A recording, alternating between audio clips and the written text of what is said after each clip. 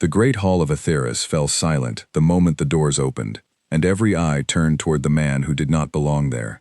Daniel Cole walked in wearing a plain gray uniform, carrying nothing but a data pad and a calm expression, while 100 nobles in shimmering robes watched him with open curiosity.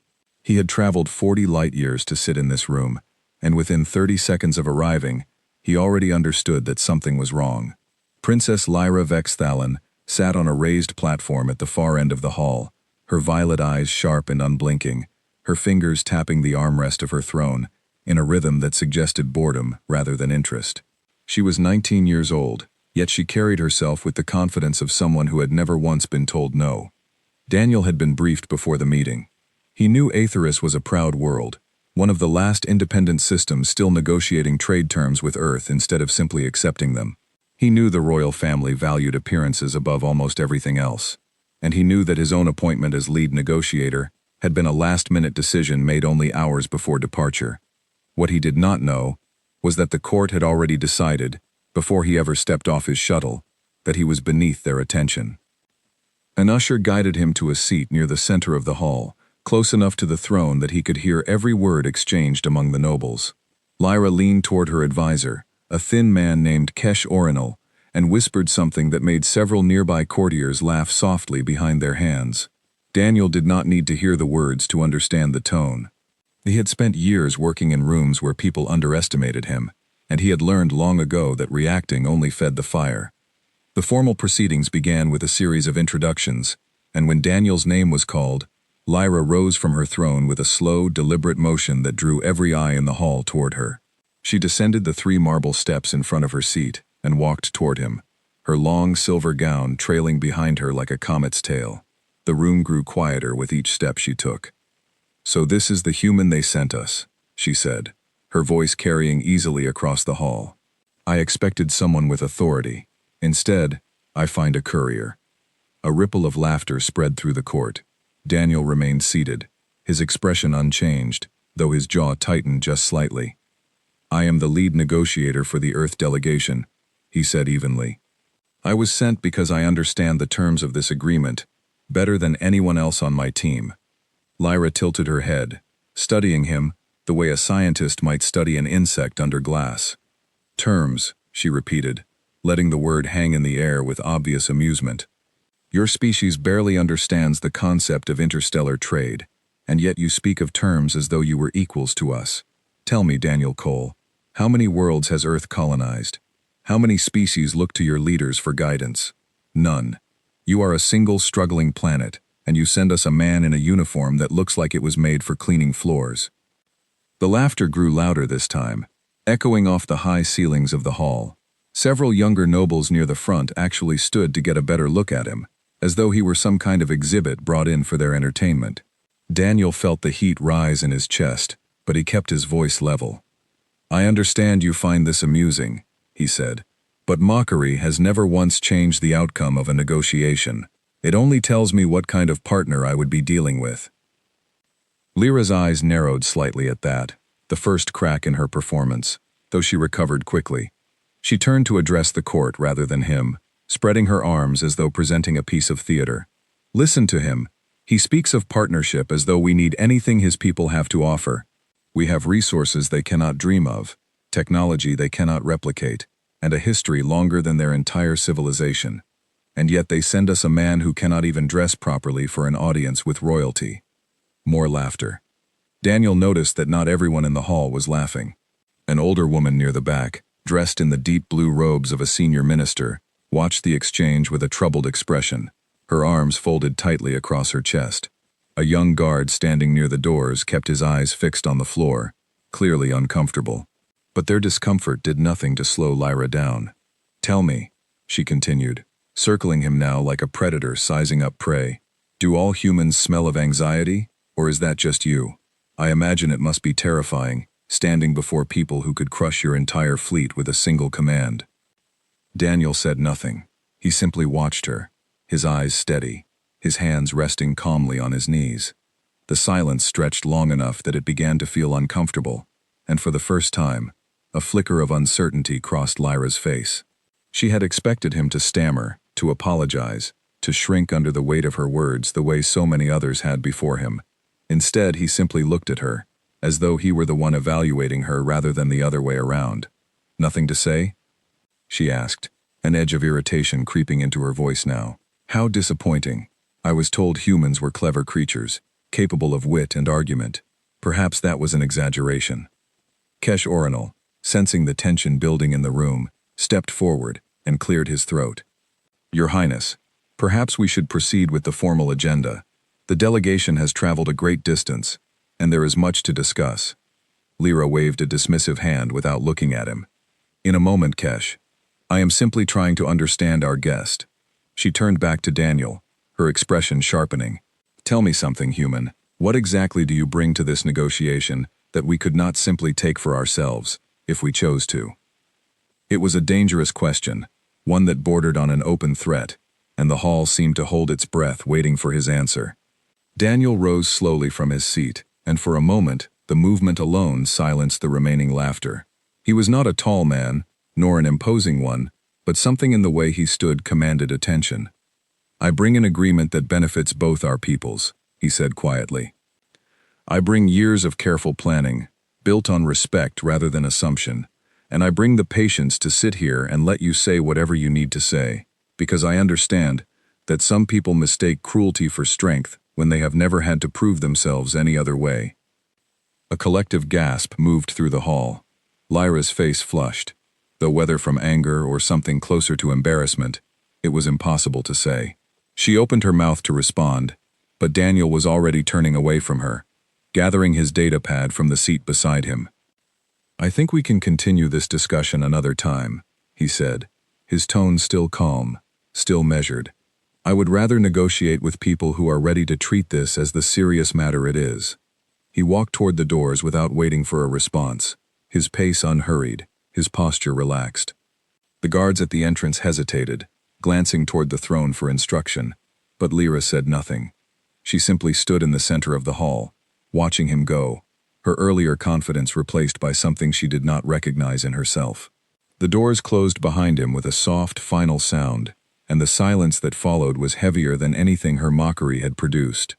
For a long moment, no one in the hall spoke. Then the whispers began, quiet at first, spreading from noble to noble like a current moving through water. Lyra remained standing where she was, her hands clenched at her sides, her mind replaying the last few minutes over and over. She had expected anger. She had expected pleading. She had not expected him to simply walk away, unaffected, as though her words had cost him nothing at all. Kesh approached her carefully, his voice low. "Your Highness, that was not wise." "He insulted me," Lyra said, though even as the words left her mouth, she was not entirely certain that was true. He had not insulted her at all. He had simply refused to be diminished by her, and somehow that felt far worse. "He did not insult you," Kesh said gently. "He left, and in doing so, he told this entire court exactly what he thought of the way you treated him. Everyone here saw it. Everyone here will remember it." Lyra turned to look at the assembled nobles, many of whom were already murmuring among themselves, their earlier laughter replaced by something closer to unease. The senior minister in blue robes met her eyes briefly before looking away, her expression unreadable. For the first time in her life, Lyra felt the weight of being watched, not with admiration, but with quiet judgment. She sat back down on her throne, though the confidence she had carried into the room only minutes earlier had drained away entirely. Outside the hall, Daniel Cole walked calmly through the corridors of the palace, his footsteps echoing against the polished stone floors, giving no outward sign of what had just happened. But inside, his mind was already working, already calculating what her behavior meant for the negotiation ahead, and already deciding exactly how much trust this court had earned from him. It was, he thought, going to be a very long assignment. 3 days passed before anyone in the palace saw Daniel Cole again, and in that time, the story of what happened in the Great Hall had spread through every level of Etherian society. Servants whispered about it in the kitchens. Guards discussed it quietly during shift changes.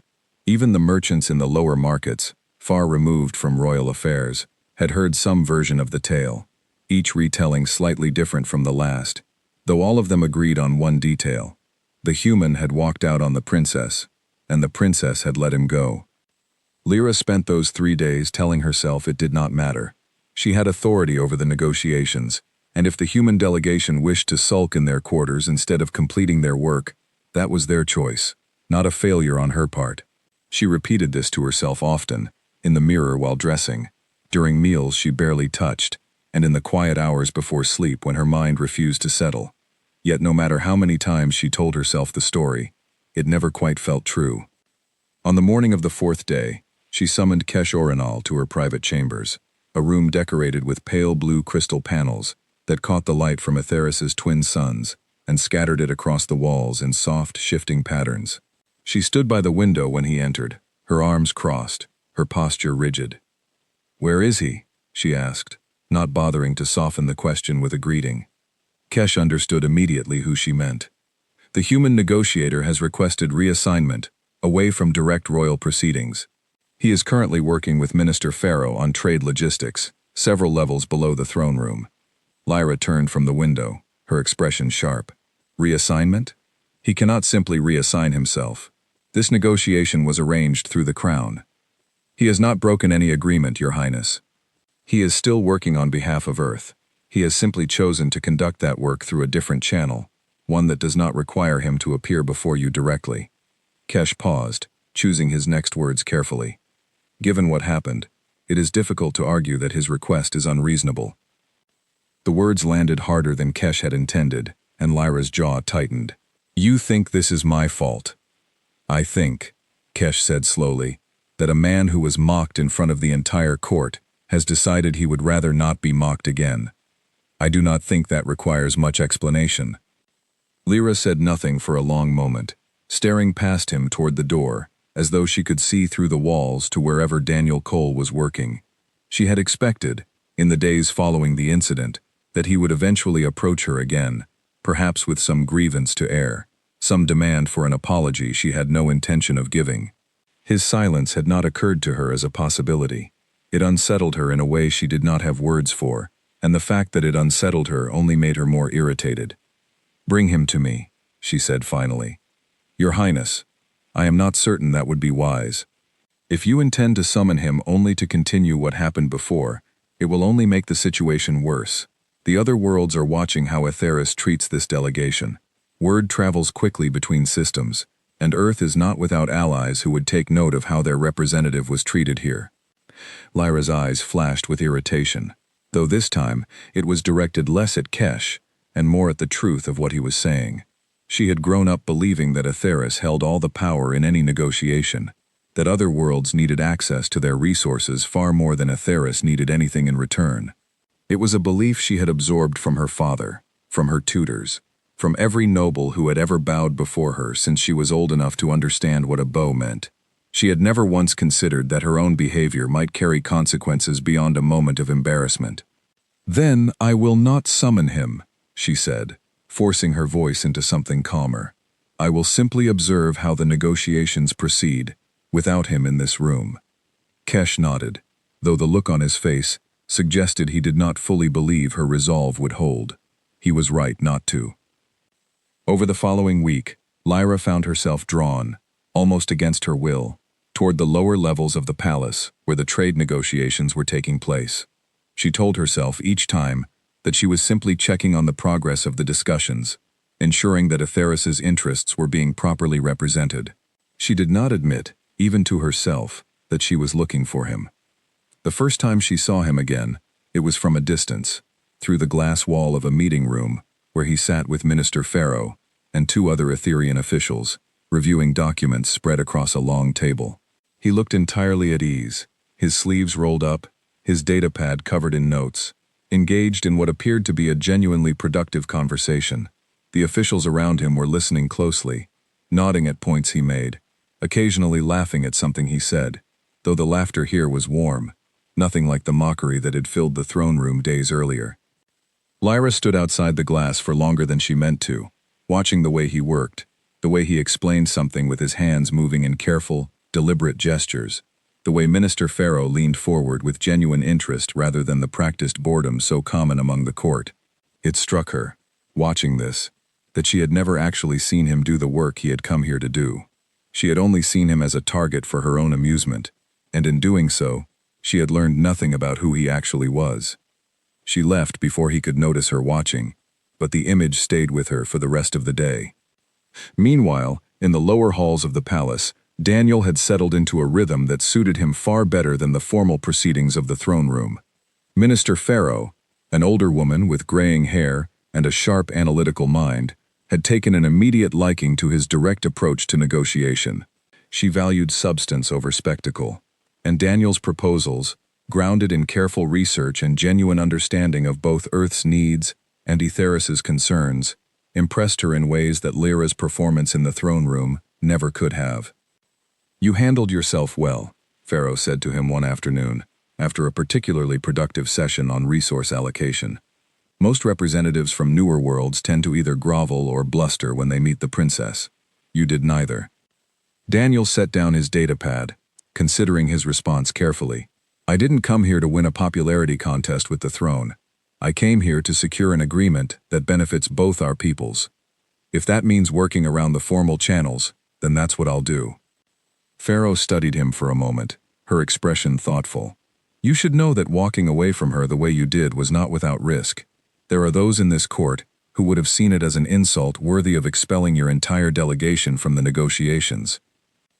"I considered that risk," Daniel admitted, "but staying and accepting that treatment would have told her, and everyone watching, that Earth could be dismissed without consequence. I wasn't willing to set that precedent, even if it cost us the negotiation entirely. And if it had? Then we would have found another partner among the neighboring systems. Aetheris is not the only world with resources worth negotiating for. It is simply the one closest to what we need right now." He paused, then added, "I would rather walk away from a bad deal than accept one built on disrespect. That's not a policy I'm willing to bend, no matter who is sitting on the throne." Pharaoh's lips curved into something close to a smile. "I think you will find more allies in this palace than you expect, Daniel Cole. Not everyone here shares the princess's view of the universe." Word of these conversations, filtered and reshaped as court gossip tended to be, eventually made its way back to Lyra, carried by servants and courtiers, eager to share whatever fragments of information they had gathered.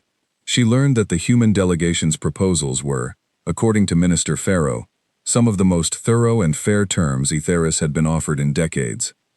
She learned that Daniel Cole had turned down an invitation to a formal dinner hosted by a rival noble house, choosing instead to spend the evening reviewing agricultural data with a junior minister who had struggled to find anyone willing to take her concerns seriously. She learned that despite everything, he had not once spoken poorly of her to anyone in the court, had not sought to turn the incident in the throne room into a weapon against her reputation, even though he easily could have. That restraint bothered her more than anything else.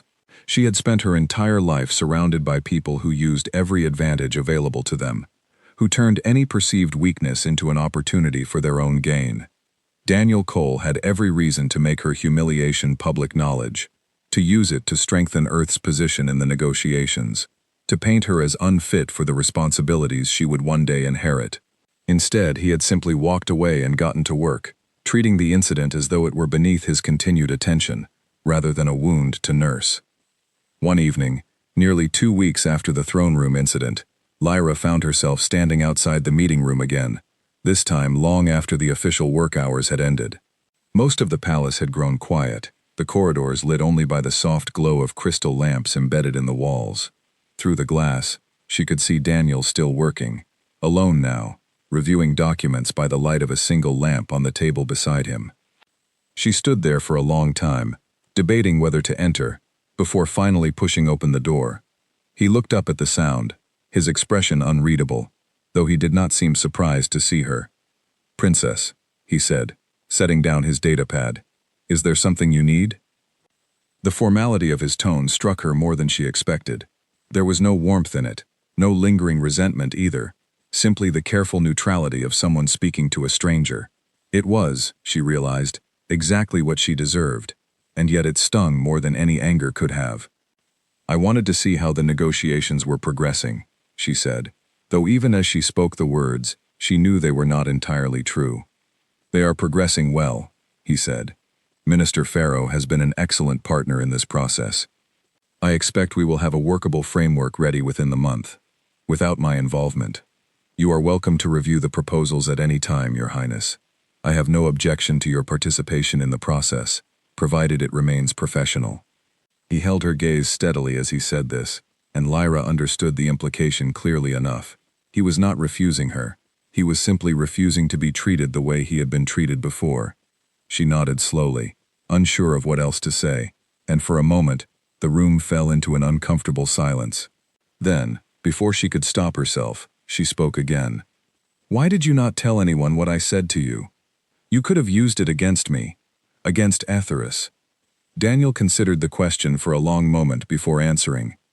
Because it wouldn't have changed anything that actually matters. Your words told me something about how you were raised, and about the kind of court you've grown up in.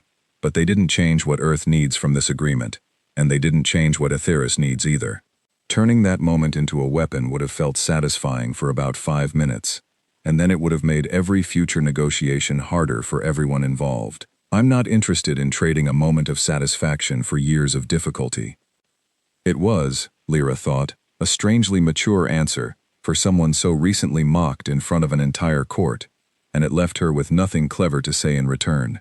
She simply nodded again and turned to leave, though at the door she paused, looking back at him one final time. Thank you, she said quietly, for not making it worse than it already was. Daniel watched her go, his expression thoughtful, and once the door had closed behind her, he allowed himself a small, tired breath. Something had shifted in that brief exchange, though he was not yet certain what it meant, or whether it would matter at all in the negotiations still ahead. He picked up his datapad again and returned to his work, but for the first time since arriving on Aetheris, his thoughts lingered a little longer on the young princess than he intended them to. News reached the throne room on a gray morning, delivered by a breathless messenger who had run the entire length of the palace to deliver it. King Valor Thalon, Lyra's father, sat in his private council chamber, reviewing reports on the Eastern Territories when the messenger arrived, and the moment he read the document handed to him, his expression shifted from mild interest to open concern. Summon my daughter, he said, setting the report down with more force than necessary, and summon Minister Pharaoh as well. Now. Within the hour, Lyra stood before her father's council table, uncertain why she had been called with such urgency. She had not seen him look this troubled in years, not since the border disputes with the Kellan Alliance had threatened to spiral into open conflict. Minister Pharaoh entered shortly after her, along with Kesh Orinal, both wearing expressions that suggested they already understood what this meeting was about, though neither offered any explanation before the king spoke. I have received word from our trade envoys stationed near the Corvin corridor, Valor said, his voice tight with restrained frustration. The human delegation has quietly suspended active negotiation on 3 of the 4 resource agreements currently under discussion. Officially, they cite the need for further internal review. Unofficially, my sources tell me the delegation leader has expressed serious reservations about continuing negotiations with Aetheris at all. Lyra felt a cold weight settle in her stomach. Daniel Cole. Yes, Valor said, his eyes fixed on his daughter now. The same man who, I understand, you humiliated in front of the entire court several weeks ago. I did not think much of the incident when I first heard of it. Court gossip is often exaggerated, and I assumed the negotiations would proceed regardless, as they always have. I was wrong. He said nothing to me about withdrawing, Lyra said, though even as the words left her mouth, she remembered his careful, measured tone during their conversation in the meeting room, the way he had spoken about the risk of walking away, about being willing to find another partner among the neighboring systems. She had thought it was simply rhetoric, a point made in the moment. She had not considered it might have been a genuine warning. He would not need to say anything to you directly, Minister Pharaoh said quietly. He has been entirely professional throughout the entire process. But professionalism does not mean blind commitment, Your Highness. I fear his patience with this court has finally reached its limit. Valor rose from his seat, pacing slowly toward the tall windows that overlooked the palace gardens below. Do you understand what this means, Lyra? The agreements currently under discussion would have secured Aetheris access to Earth's advanced medical technologies, technologies that could save thousands of lives across our outer settlements, where illness still claims far too many of our people each year. In exchange, Earth would have gained access to our rare mineral deposits, resources they desperately need for their own expansion efforts. It was, by every measure, one of the most balanced and beneficial agreements this crown has negotiated in a generation. And it may now collapse entirely because of a single afternoon in the throne room. The weight of his words settled over Lyra like a physical thing, pressing down on her shoulders, until she found it difficult to meet her father's eyes. She had known, in some distant way, that her behavior had consequences. She had felt the discomfort of it in the weeks since the incident, the whispers among the court, the careful distance Daniel Cole had maintained whenever she was near. But she had not truly understood, until this moment, that her cruelty had put something far larger than her own pride at risk. "What do you intend to do?" Valor asked, and though the question was directed at his daughter, his tone made clear it was less a question than a demand. "I will speak with him," Lyra said, though the words felt hollow even as she spoke them. What would she say? An apology now, weeks after the fact, prompted only by the threat of losing a valuable trade agreement, would surely seem as calculated and insincere as it actually was. "You will need to do more than speak with him," Pharaoh said gently. "You will need to demonstrate, through action rather than words, that Atheris values this partnership, and values him as a representative of it. Words alone will not undo what has already been done." Lyra left the council chamber that evening, with her mind racing, turning over every possible approach, and discarding each one as inadequate. She considered a formal gift, something rare and valuable from the royal treasury, but dismissed the idea almost immediately. Such a gesture would only reinforce the very behavior that had caused the problem in the first place, treating him as someone who could be bought, or appeased, rather than someone who deserved genuine respect. She considered a public statement, praising his work before the court, but worried it would seem performative, another spectacle designed for an audience, rather than a genuine acknowledgement of wrongdoing. It was Kesh, finding her alone in the palace gardens later that night, who offered the only advice that seemed to make sense. "Stop thinking about what will fix the negotiation," he said, settling onto the stone bench beside her. "Start thinking about what is actually true. You made a mistake, not a small one, and not one you can undo with a clever gesture or a well-timed gift. The only path forward is honesty, and even then, there is no guarantee it will be enough. And if it is not enough, then it is not enough," Kesh said simply. "But at least it will be true, and at least you will have finally said the thing you have been avoiding since that day in the throne room. You have spent weeks telling yourself this was not your fault, that his reaction was an overreaction, that the court's whispers were unfair to you. I think, if you are honest with yourself, you know none of that is true." Lyra sat in silence for a long moment, watching the twin moons of Atheris rise slowly over the garden wall, their pale light catching on the crystal flowers that bloomed only at night. She thought of the way Daniel had looked at her in the throne room, not with anger, but with something closer to disappointment, as though he had expected better from someone in her position, and found her lacking. She thought of the calm, measured way he had spoken to her weeks later, never once raising his voice, never once seeking to embarrass her the way she had embarrassed him. And she thought, finally, of her father's face in the council chamber, the weight of consequence settling over a decision she had made without a single thought for the people it might affect beyond herself. "You are right," she said quietly. "I have been telling myself a story where I was not truly at fault, but I was. I wanted to feel powerful in front of my court, and I chose the easiest target in the room to make myself feel that way. It had nothing to do with him at all." Kesh nodded, saying nothing further, allowing the admission to settle in the quiet of the garden. It was, Lyra realized, the first time she had spoken the truth of it aloud, even to herself, and something about giving voice to it made the weight of it feel slightly more bearable, though no less real. The following morning, Lyra requested a meeting with Daniel Cole, not through the formal channels of the crown, but through a simple written note delivered by her own hand rather than a messenger. She asked only for a private conversation, no advisors present, no formal proceedings, nothing that would allow either of them to hide behind ceremony. To her surprise, he agreed, and asked only that the meeting take place in the same lower-level office where their earlier conversation had occurred. She arrived early, pacing the small room while she waited, rehearsing words that felt increasingly inadequate each time she ran through them in her mind. When Daniel finally entered, Closing the door quietly behind him, she found that every rehearsed line had abandoned her entirely. "Thank you for agreeing to see me," she said instead, her voice steadier than she felt. "You said this was important," Daniel replied, taking a seat across the table from her. "I assumed it concerned the negotiations." "It does," Lyra admitted, "but not in the way you might think. I did not ask you here to discuss trade terms or resource allocation. I asked you here because I owe you something I should have offered weeks ago, and I have been too proud, or too afraid, to offer it until now." Daniel said nothing, simply waiting, his expression carefully neutral, in a way that told her nothing of what he was thinking. She took a breath and continued. "What I said to you in the throne room was cruel. It was not clever, and it was not deserved. And I knew that, even as the words were leaving my mouth. I told myself afterward that I was simply testing you, or defending the honor of my court. But the truth is far simpler than that. I wanted to feel powerful in front of people whose opinion I valued, and I chose to build that feeling on your humiliation, instead of earning it through anything real. That is not something you did to deserve.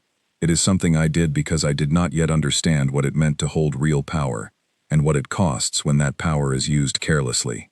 She paused, watching his face for some sign of reaction, but found none. He remained still, listening, his eyes steady on hers. "I am not asking you to forget what happened," she continued. "I am not even asking you to forgive it, not yet, and perhaps not ever. But I wanted you to hear, directly from me, without an audience and without anything to gain from saying it, that I understand now how badly I failed that day, not just as a representative of this crown, but as a person standing before another person who deserved better than what I gave him." The silence that followed stretched long enough that Lyra began to wonder if she had misjudged the moment entirely, if her words had come too late to matter, or had simply failed to reach whatever distance he had placed between them since that day in the throne room.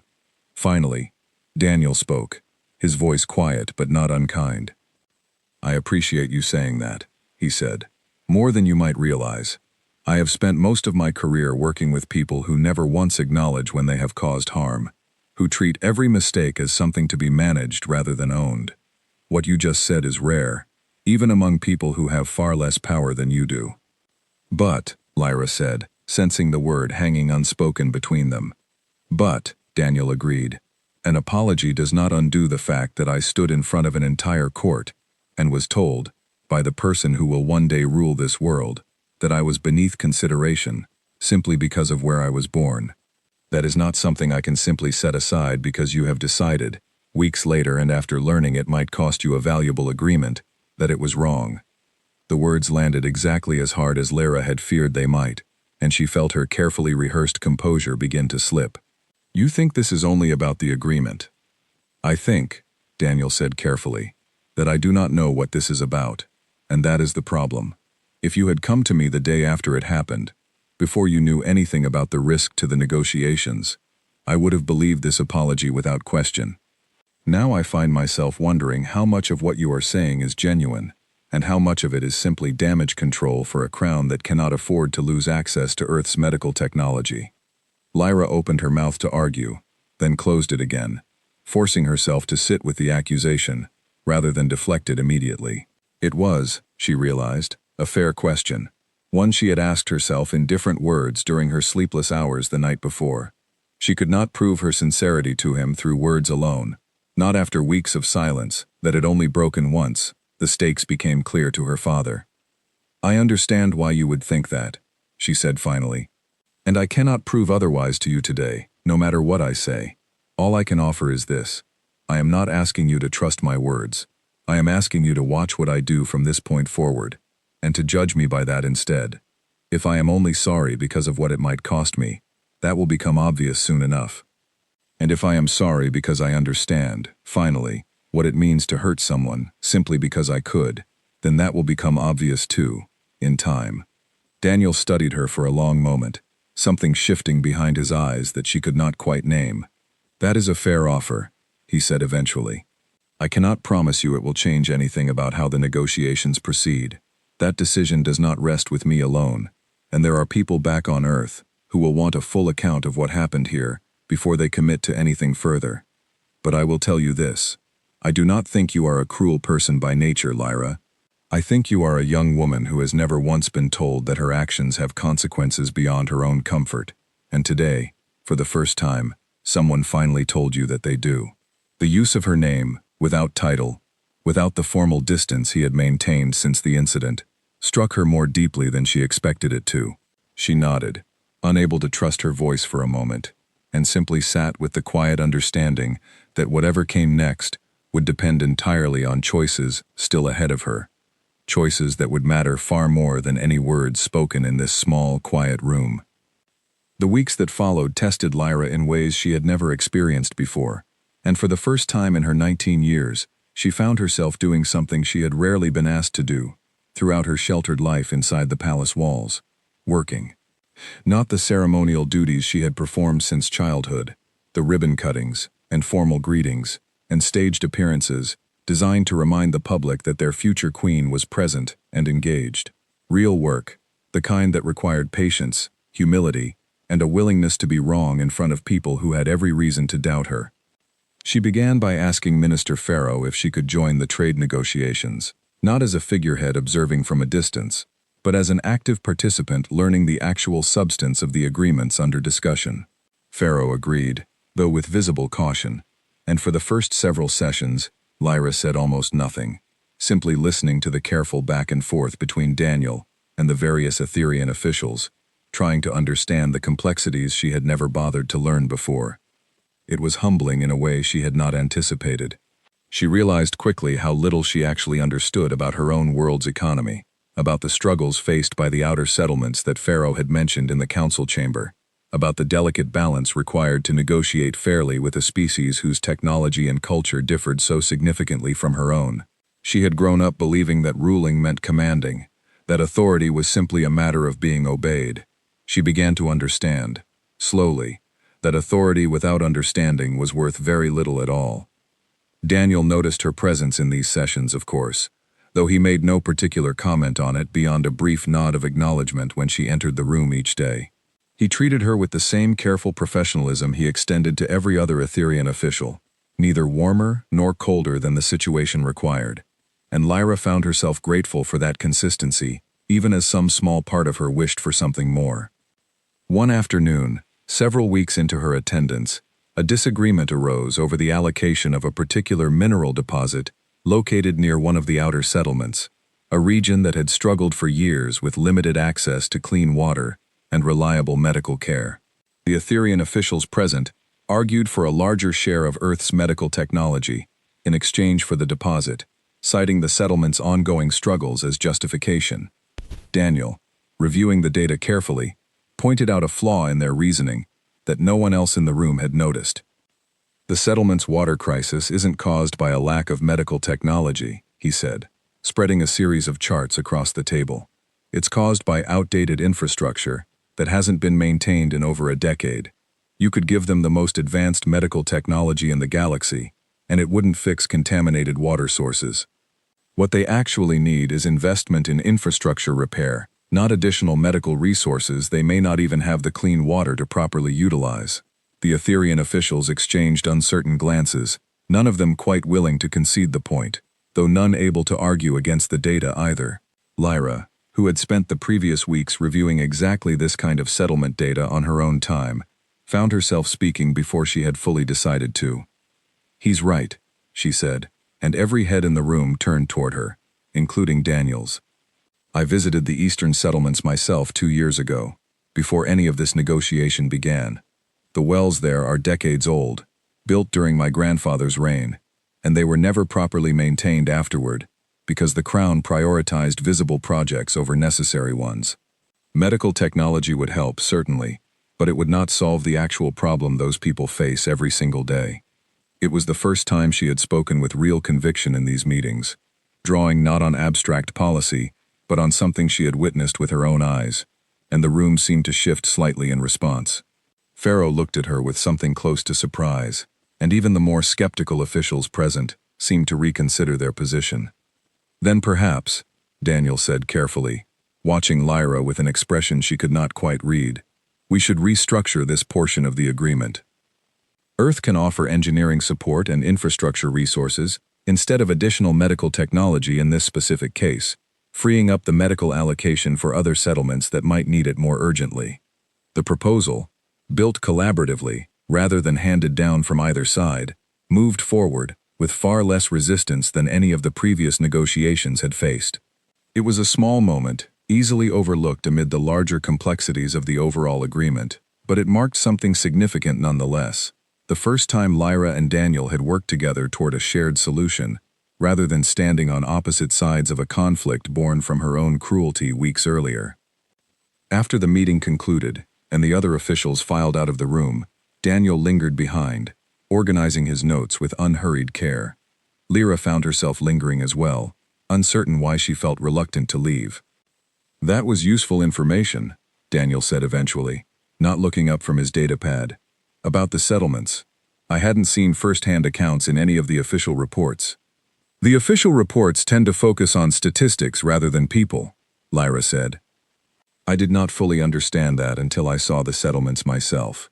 Numbers on a page do not capture what it means to watch a mother explain to her children why the water from their well makes them sick, and why nothing has been done about it, despite years of promises from the crown." Daniel looked up at that, something in his expression softening slightly, though he said nothing for a moment. "Why did you go there? Most royals I've read about in preparation for this assignment rarely visit anywhere they might see genuine hardship. My grandmother insisted," Lyra admitted. "Before she passed, she told me that a ruler who has never seen suffering with her own eyes cannot be trusted to govern wisely, no matter how clever she believes herself to be. I did not understand what she meant at the time. I think I am only beginning to understand it now." The admission hung in the air between them, quieter and more vulnerable than anything she had shared with him since their conversation weeks earlier. Daniel studied her for a long moment, and when he finally spoke, his voice carried none of the guarded distance she had grown used to since the throne room incident.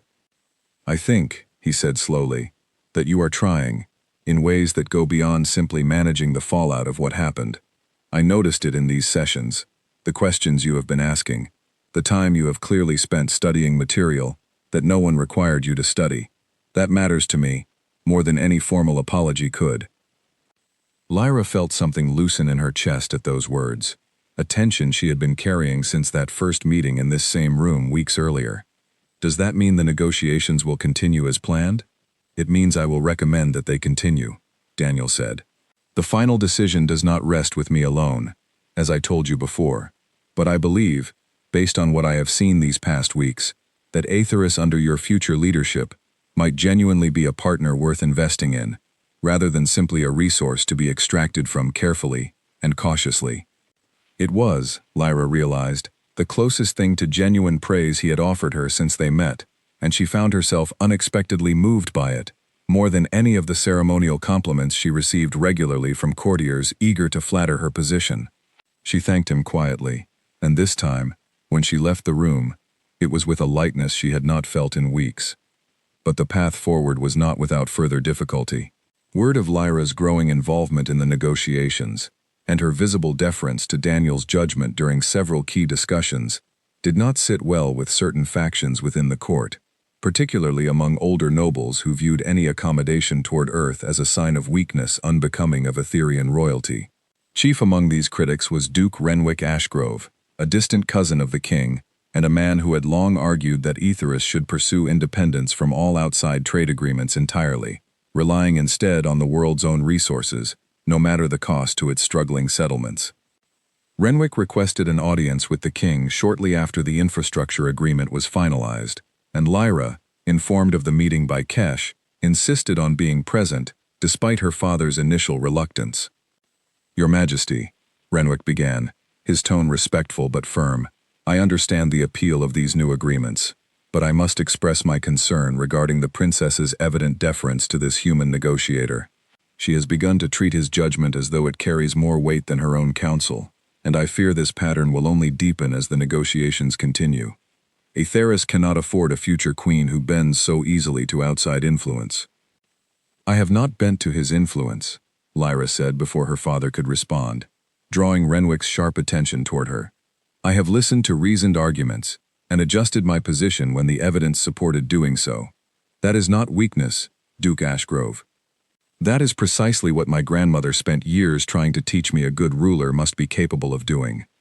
With respect, Your Highness, there is a difference between listening to reasoned arguments and consistently deferring to the judgment of someone who humiliated you not so long ago in front of this very court.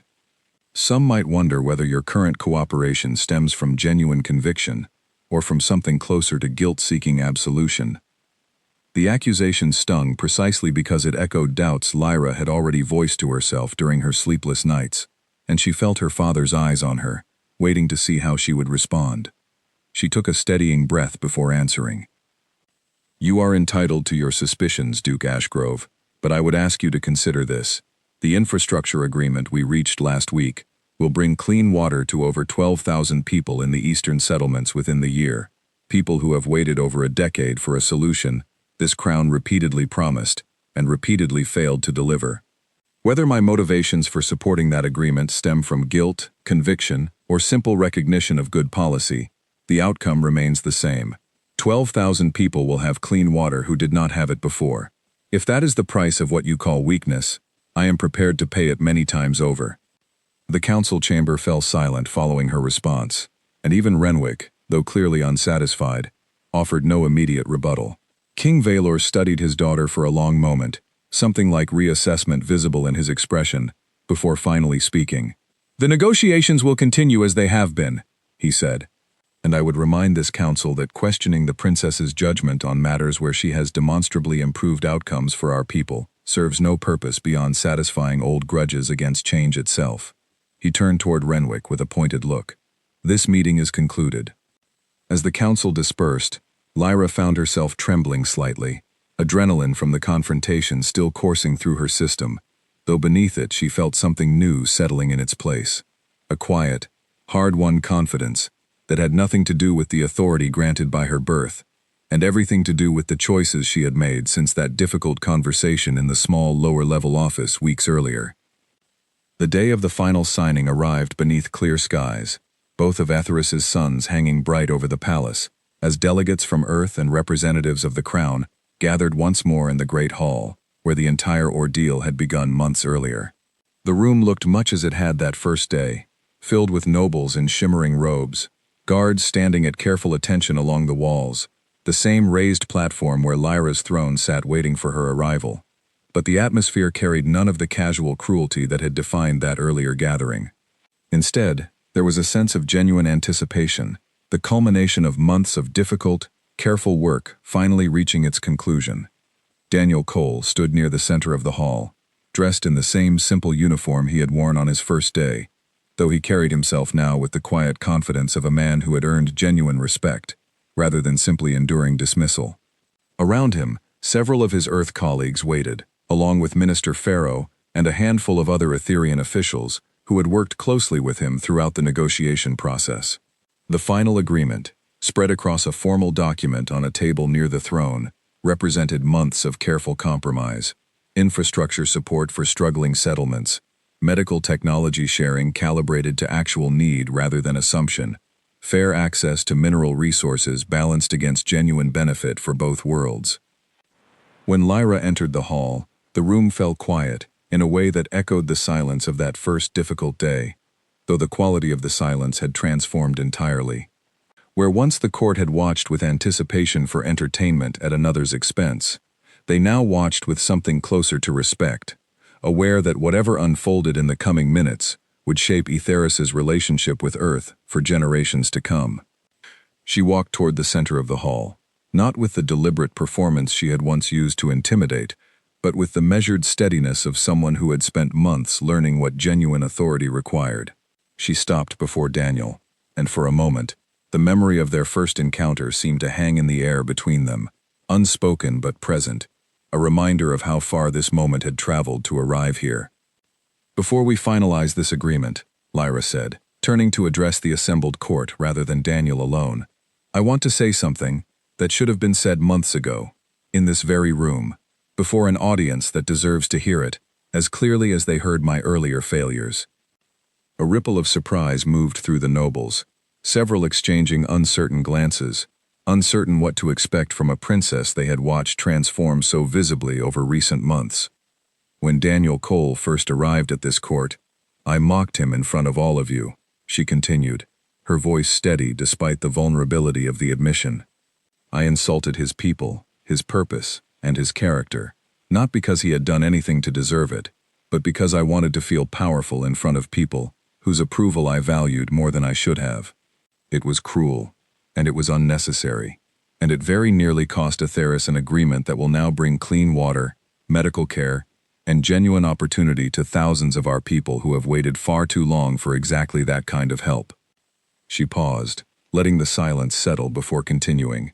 I do not offer this apology because it is required for the agreement before us today. That work is already finished, negotiated fairly by people far more patient than I was capable of being on that first difficult day.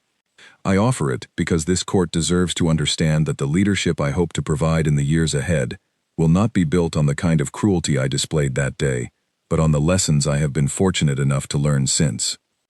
Daniel listened to every word without interruption, his expression carrying none of the guarded distance that had characterized their earlier interactions. When Lyra finally turned to face him directly, he inclined his head slightly, a gesture of acknowledgement that carried more weight than any formal bow could have offered. "Thank you," he said quietly, though his voice carried easily through the silent hall, "for saying that, and for meaning it. I have watched you these past months, in negotiations, and in the settlements you insisted on visiting again before this agreement was finalized, and I believe you when you say the lessons you have learned are genuine. That matters more to me than the apology itself."